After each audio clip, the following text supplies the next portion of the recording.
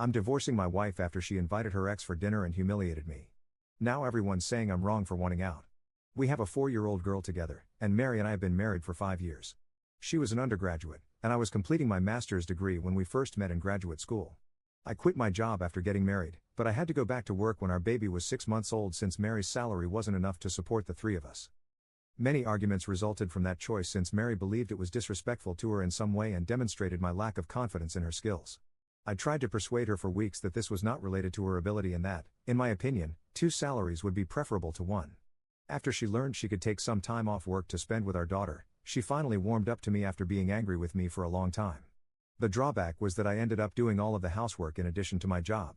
Mary says her job is more physically demanding than mine because she works as a personal trainer at a nearby gym. She believes that since I work from a desk, I should take care of the majority of the housework.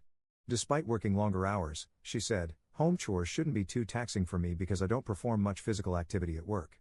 We had agreed when I first started working that she would assist with at least some duties, but every time I returned home, the job was only partially completed. She often claimed to be too tired as an excuse. We would argue about it all the time until I finally gave up on trying to get her to do her share. To prevent the frequent conflicts, I started taking care of everything myself. I started smoking because I was so stressed out. Mary also made fun of me for this, claiming that I was merely attempting to flaunt my level of stress. In addition to enduring Mary's constant criticism of my poor cooking, which was mostly her fault because she never assisted with meal preparation and I had to juggle everything between work and other responsibilities, I had been living like this for the past few years. Knowing that leaving would have an effect on our daughter's life, I stayed solely for her sake. I finally gave up and hired a maid last year, covering her money out of pocket. Mary continued to make fun of me because she believed it was a reflection of my poor housekeeping abilities. She was often contrasting me with her father, her uncles, and other men she knew who had no trouble juggling work and home. She would simply laugh it off and tell me to calm down because it was only a joke, even though I would counter that these men most likely had supportive wives.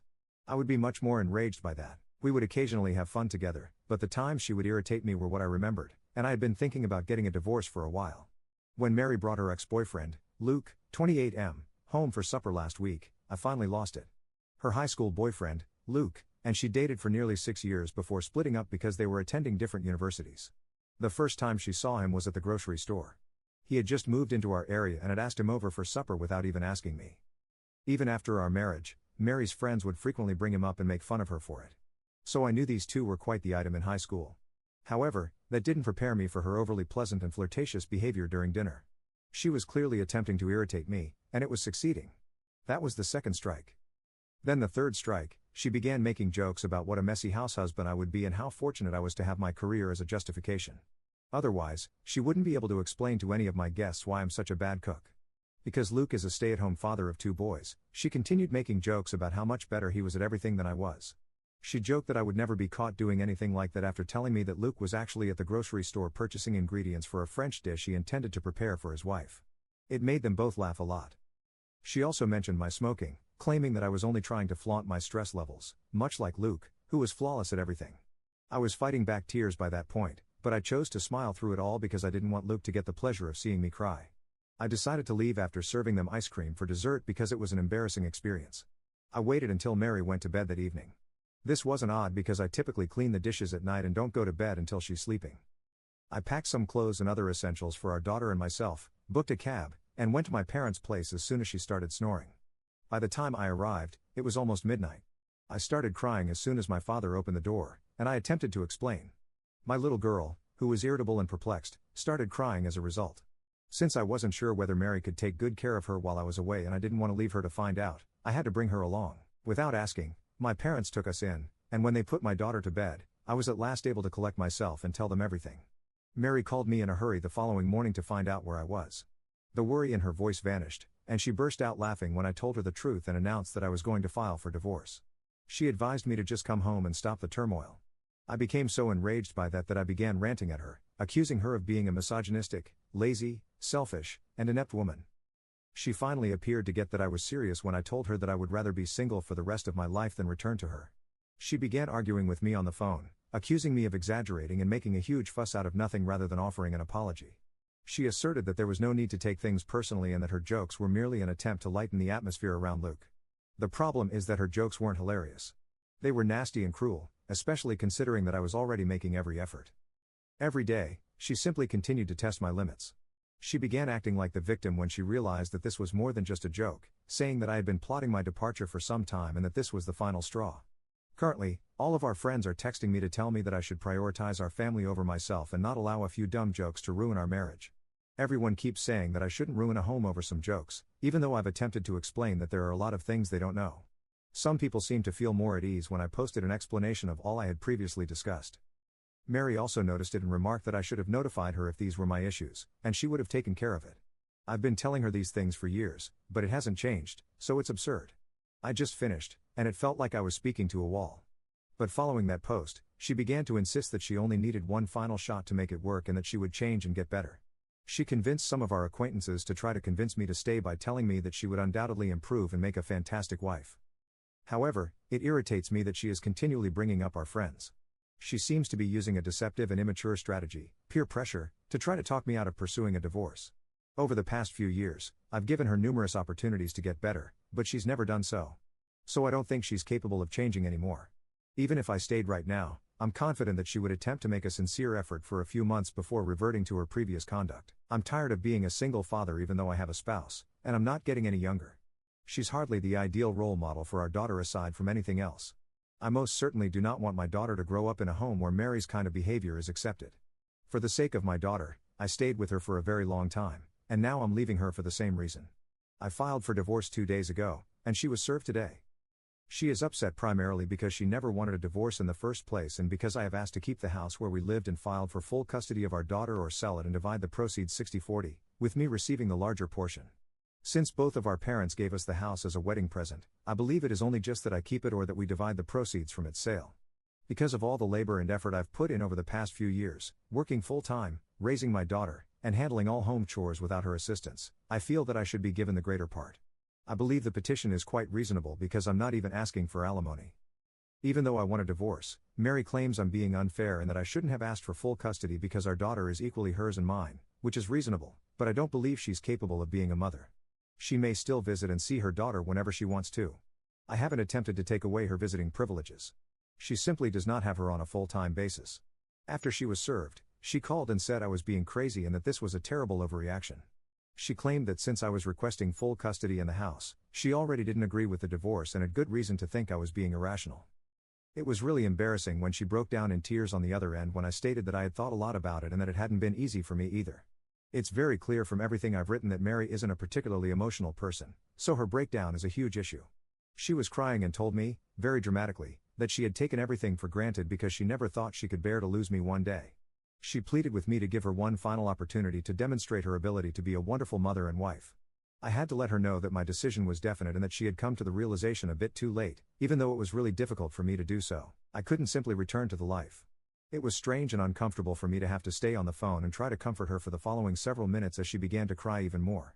She eventually stopped sobbing and declared that if our daughter suffered as a result, she would never be able to forgive either herself or me. We might renegotiate the terms of her custody in a few years when she's a little older, so I reassured her that this was only a temporary arrangement. I informed her that although this would be difficult for us both, we needed to strive to be strong for our daughter's sake and make the most of our circumstances. However, she quickly ended the call. And for the next few hours, I didn't hear from anyone. But all of a sudden, our friends have been contacting me once more, telling me that what I'm doing is fundamentally wrong and that I should think twice before acting. They're arguing that rather than being so heartless and self-centered, I should give it some thought since Mary is pleading for one more chance. It was only a handful at first, but now it's almost everyone we know, and I'm beginning to seriously think about changing my mind because I might be the bad guy here. I have no idea anymore. Since my wife doesn't assist me, am I the jerk for requesting a divorce and full custody of our daughter? Hello. Following a very hectic week, I'm back with an update. My lawyer and I have been getting ready for the talks. For the divorce settlement and custody dispute, Mary and I will first meet with the mediator appointed by the court. The actual divorce process doesn't worry me too much, but I'm quite anxious about the custody dispute. Everyone keeps saying that my desire for full custody is absurd, but they don't see the big picture. Our daughter spends more time with me and always has, so I know she favors me. We all know that's not how kids operate, but Mary has always attempted to build a relationship with our daughter just on her terms. Observing Mary's abrupt change into a worried mother has been one of the most annoying aspects of the previous week. She has been making false claims on social media about how much she misses her daughter and how unfair it is that she is unable to see her. She hasn't attempted, but she is welcome to come at any time. These posts have been reposted by a number of mutual acquaintances who have added their own remarks about what a loving parent she is. The truth is very different. Even our daughter's daily schedule, preferred meals, and allergies are unknown to Mary. She called us only recently to inquire if our little one still enjoys dinosaur-shaped nuggets. Due to her current space-themed food obsession, our daughter hasn't had those in more than a year. These minor details cast doubt on her capacity to serve as a main caregiver. Given that I have been actively involved in our daughter's life while Mary has only occasionally done so, my lawyer believes we have a solid case. Everything from the doctor's visits I've taken our daughter to, the parent-teacher conferences Mary has missed, and the daily schedule I've kept up while working a full-time job are all being documented. The financial side of things is a complete disaster. Some preliminary documents were sent over by Mary's lawyer, who is disputing my request for the house. They contend that it ought to be divided equally because it was a wedding present from both families. Conveniently, they fail to mention that I have been responsible for all of the upkeep, fixes, and upgrades throughout the years. The incessant barrage of messages from people who hardly understand our predicament is what's truly getting to me. Even some of Mary's gym patrons have contacted me to express their sadness and to tell me what a wonderful woman she has always been. They seem to be living in a different universe where having a charming personality at work inevitably translates into being a good spouse and mother. My father-in-law's response has been the most unexpected development. He genuinely phoned me to let me know that he understood my decision, in contrast to the majority of our friends who have sided with Mary. He disclosed that during the early years of their marriage, he and Mary's mother experienced similar problems, but he decided to stay and try to resolve them. I could tell how that worked out for him just by the resignation in his voice as he stated those words. All of this has been made possible by the tremendous support of my own parents. When I need to meet with lawyers or take care of paperwork, my dad has been watching our daughter while my mom helps me manage my financial documents. I've come to appreciate how alone and unsupported I felt in my marriage, thanks to their assistance. To be honest, there have been occasions when the tension has been too much to handle. For the first time since I moved out, I found myself reaching for a cigarette last night, but I restrained myself. I came to the realization that my smoking was not a necessity, but rather a result of my marital dissatisfaction. You get clarity in these moments, which is odd.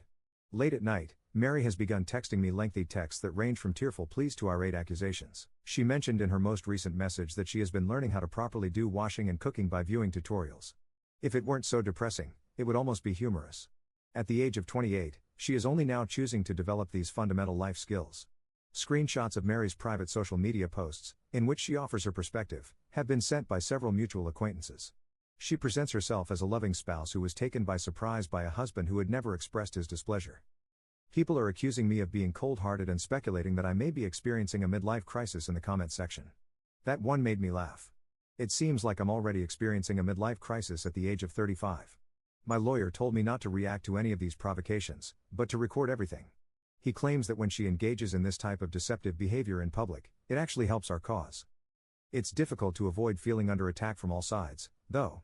Observing how much more at ease our daughter has been since we relocated to my parents' place is the one thing that keeps me grounded. She appears to be happier overall and is eating and sleeping better. Naturally, she still inquires about her mother, but she isn't as worried about it as she was when we all shared a home and things were tense. Next week is the date of my first mediation session. Even though my lawyer has prepared me for this, I'm still anxious. I'm aware that it will be a challenging process because Mary's attorney has already stated that they intend to vigorously oppose the full custody request. Every day that goes by makes me feel more certain about my choice, even with all the pressure and second-guessing from others. I've been reminded of what a supportive home is like by living with my parents. For the first time in years, I'm getting enough sleep, and I'm beginning to recall my former self before I got so caught up in trying to make an impossible scenario work. As we begin the legal proceedings, the upcoming weeks will be critical. After the mediation session, I'll provide another update. But for now, I just wanted to express my gratitude to everyone who helped me with my first post. When I was most doubting myself, your remarks kept me going. Update 2, Mary paid us a visit at my parents' house today. Since my last update, which was a week and a half ago, I must admit that I was terrified of this encounter. This was most likely our final informal meeting before the actual legal process starts, as we have our mediation session in a few days. Given all of her recent passionate text messages, I anticipated this visit to be contentious. But today's events fundamentally altered my viewpoint on a number of issues. Mary was standing there when I answered the door, looking more put together than I had seen her in a long time. In addition to bringing a small gift bag for our daughter, she was dressed appropriately in a button-down shirt rather than her typical gym clothing. Her manner truly caught my attention. None of the defensiveness or animosity I'd been bracing myself for was present. Even when we were married, she seldom ever engaged in small talk with my parents. She talked to my dad about some local sports and inquired about my mom's garden. Yes. It was embarrassing, yet oddly polite. This unexpectedly normal conversation lasted for approximately 15 minutes before she asked to see our daughter. It took me a bit to answer because the way she asked, not demanded, but asked, was already so different from how she usually behaves. When we entered the living room, our daughter was playing. Her whole face brightened when she spotted Mary. "Mommy," she yelled, dropping her toys and sprinting directly into Mary's embrace. I saw their contact from the doorway. When I brought up our daughter's new space passion in the custody documents, Mary brought a new puzzle, one with spaceships, demonstrating that she had genuinely listened. Mary let our daughter take the lead in assembling it, something she had never done before, and they sat on the floor together. Typically, she attempted to regulate the activities and became irate when our daughter did not precisely follow her directions. Hearing Mary inquire about our daughter's day, her daycare friends, and her favorite aspects of living at Grandma and Grandpa's place truly got to me. She truly listened to our daughter's meandering responses about the treehouse in the backyard and the neighbor's cat. I had never witnessed her interact with our daughter in this way in all the years we had been married. At one occasion, our daughter began to tell Mary about how I prepare rocket-shaped sandwiches for her. Previously, Mary would have made a snarky remark about my culinary abilities, but now she wanted our daughter to show her how. Our daughter took her mother's instruction on how to properly assemble a rocket sandwich extremely seriously, and they spent the next 20 minutes in the kitchen. Our daughter's question about when she may see her mother again was the true turning point. I was struck by the hopeful expression on both of their faces. Mary didn't try to control the situation or make demands right away, she simply stared at me while she awaited my answer. When it was time for Mary to leave after they had finished playing, our daughter gave her a big embrace and invited her to return the next day. Mary gave me a curious look, and before I had given it much thought, I found myself nodding. Before Mary left, we had a little conversation at the door. She admitted that she had been a terrible mother thus far without displaying her customary defensiveness. She acknowledged that she realized how much she had missed by not being more involved after witnessing our daughter's growth and transformation in only these few weeks. Even though she couldn't be a better wife, she assured me she was willing to learn everything she could to become a better mother. She said she had been attending parenting classes 3 times a week and had hired a nanny to teach her how to properly care for children. Not to gloat, but to show me that she was serious about this, she displayed the diplomas on her phone. She didn't make any lofty claims about changing or try to get me to return. She simply asked me to reevaluate the complete custody agreement instead. She proposed that we arrange a timetable that would allow her to demonstrate her ability to be a responsible parent without interfering with our daughter's daily routine. I phoned my lawyer after she departed. I informed her that I would be willing to talk about a joint custody agreement and that I no longer wanted to pursue full custody. She brought up all of the records we had collected demonstrating Mary's prior lack of involvement, but I told her that even if she hadn't been a good wife, I needed to give her an opportunity to improve as a mother. Our daughter's expression of unadulterated happiness today made me realize that even though it's the proper thing to terminate my marriage, I don't have the authority to break off my daughter's relationship with her mother, especially now that Mary is finally demonstrating that she wants to be the mother our daughter deserves. Update 3. Surprisingly, the divorce talks are proceeding considerably more amicably than I had anticipated. Mary and her attorney have been extremely helpful, which I believe is her way of expressing regret for her previous actions. Our daughter's custody arrangements are still being worked out verbally and informally, but we're thinking that she should spend half of the month at her mom's house and the other half at mine. Actually, we're doing just that at the moment. In a few days, my daughter will move in with her mother. This arrangement first made me nervous, but Mary has really come through, for me. To my great relief, she has begged her father for assistance. He has been more supportive than some of my closest friends even when our marriage ended. He still gives me a call every day to see how I'm doing and sends me photos of the bedroom he's helping Mary furnish for our daughter. Additionally, the house matter has been settled more readily than I had thought. In recognition of the extra effort I had put in over the years, Mary agreed to sell it and divide the revenues 55-45 in my favor. This solution was actually proposed by her attorney, demonstrating their sincere desire to be fair. In addition, Mary has taken a co-parenting course, which was suggested by the mediator but not necessary. Through our new co-parenting app, which allows us to manage appointments, calendars, and our daughter's activities without having to speak to each other directly, she has been updating me on her progress. The way Mary manages our daughter's space period has been the most unexpected development. Her apartment's spare room has been converted into a miniature planetarium, complete with ceiling-mounted glow-in-the-dark stars. In order to maintain continuity between houses, she asked me for our daughter's nighttime ritual, which she has been practicing with her father. Since neither of us believes that a 2-week period without seeing either parent is healthy for our daughter, I continue to see her every few days while Mary is away. We've arranged for Wednesday supper with whoever doesn't have her that week and alternating weekends. Instead of rehashing our marital problems, the mediation sessions have been fruitful since they have focused on realistic co-parenting techniques regarding managing school schedules, healthcare decisions, and holiday plans. Mary has been actively engaging, taking notes, and posing pertinent questions. No more conflict on social media or late-night texts. We've set clear contact boundaries. Our lawyers or the co-parenting app handle everything. In a last update, Mary willingly removed all of her earlier posts regarding our predicament and said that we are resolving the matter in private for the sake of our daughter. Through all of this, her father has been an unanticipated blessing. In addition to teaching Mary how to be a parent, he also acts as a mediator between us when tensions arise. He set up a meeting with both sets of grandparents last week so we could have a reasonable conversation about our disagreements over preschool alternatives. In the end, we came up with a solution that satisfied everyone. Our daughter appears to be adjusting to the new situation rather nicely. Although we're attempting to keep things somewhat consistent by bringing her favorite stuffed animals with her when she moves between homes, she is thrilled to have 2 rooms and 2 sets of toys. Without showing any signs of concern, she stopped asking when we were returning home and instead talked about mommy's and daddy's houses. Our lawyers are taking care of the financial matters expertly. With explicit instructions on how much each of us will pay and how the funds may be utilized, we are creating a joint account especially for our daughter's costs. Mary proposed this on her own because she wanted to make sure that our financial obligations as co-parents were transparent. We have a thorough parenting plan that addresses everything from medical choices to education. Even instructions on how to manage future relationships have been included, such as meeting any possible new partners before presenting them to our child. I am aware that there are still obstacles in our way. This is only the start of our co-parenting adventure, and there will surely be setbacks. However, for the first time since it all started, I have genuine hope that we will be able to prioritize our daughter's needs and cooperate as parents even if we are unable to cooperate as spouses. The most important thing is that my daughter is happier than I have seen her in months. Both Mary and I now realize that letting go of the previous hurts is less essential than becoming good co-parents. I'm glad we were able to come to an agreement that prioritizes our daughter's welfare while still enabling us to have deep connections with her. I appreciate all of your help and guidance during this trip. When I was having self-doubt, your advice kept me going and helped me make choices that would benefit my daughter and myself. This community has been an amazing source of insight and strength.